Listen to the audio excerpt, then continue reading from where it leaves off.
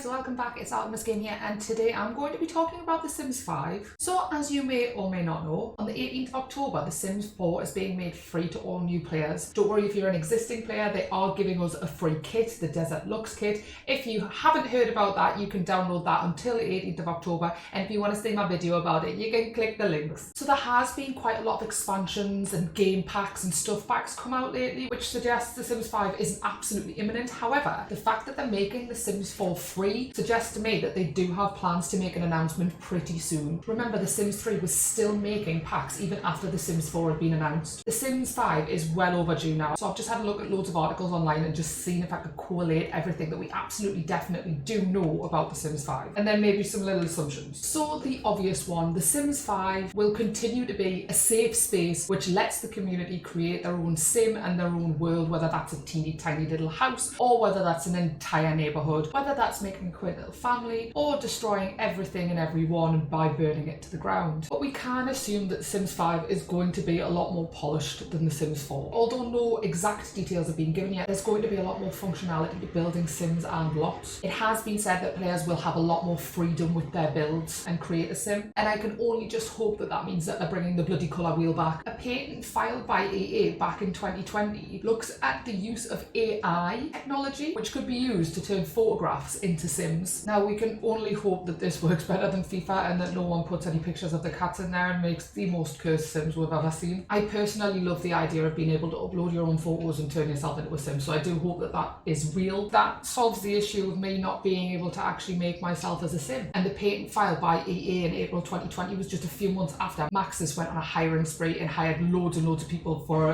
an upcoming big project. There's been lots of speculation that it's going to take a bit of the Sims Online feel to it, which did have mixed reception when it came out. I never played it. It's essentially going to be a cloud-enabled world and maybe even across platforms. But what we do know for certain is that The Sims 5 will have a multiplayer option. If you think back to like the summer of 2021 when EA hosted the Summer of Sims, it was alright. It was like an in-game music festival called Sims Sessions, and that, like I said, was okay. It wasn't anything great. However, it might have been them toying with the idea of what they can include as a community for The Sims 5. And because they now have this multiplayer mode, there has been rumours that they are going to include a creator marketplace. This makes sense because we all know that EA loves money. So I'm kind of imagining in my head sort of like the gallery as it is now, but you can buy things that creators have made, and any profits from that get split between the creator and EA. There has also been rumours about a story mode coming to The Sims 5, which I'm not sure how that would work, but it's interesting to think about. The way that I'd imagine they do that is sort of like the challenges that you have now, maybe like the Legacy Challenge, Not So Berry Challenge, Solar System Challenge, stuff like that, where you have a set list of rules that you have to follow for a generation. I think this would be good for pretty new players who don't really have a feel for the game yet, although that is purely me speculating and it could be nothing to do with that. I don't really know how story mode would fit into The Sims 5. Let me know what you think, let me know your thoughts on that. And finally, we're going to talk about what platform it's going to be on. So while this is all wildly speculation at this point, it's probably most likely going to be released on PC. Historically, when a Sims game has been released, it's been released on PC first, and then it's been reworked a few years later so that it works on console. So The Sims 4 was released on PC in 2014, I do believe, and then wasn't released on console until 2017. So I think if you are a console player, you're going to be waiting a long time for The Sims 5. So I know this isn't a lot of information, but I just wanted to hedge my bets to see if there's an announcement coming out at the end of October. It'll be interesting to see. Either way, the only thing that I truly want from The Sims 5 is a colour wheel. That's all I want. Give me a colour wheel. Anyway, tell me what you think about The Sims 4 going free. Do you think there's going to be a big announcement about The Sims 5? And what do you think is going to be in The Sims 5? And also, what do you want to see in The Sims 5? Because I am contemplating making a video about what I want to see in The Sims 5.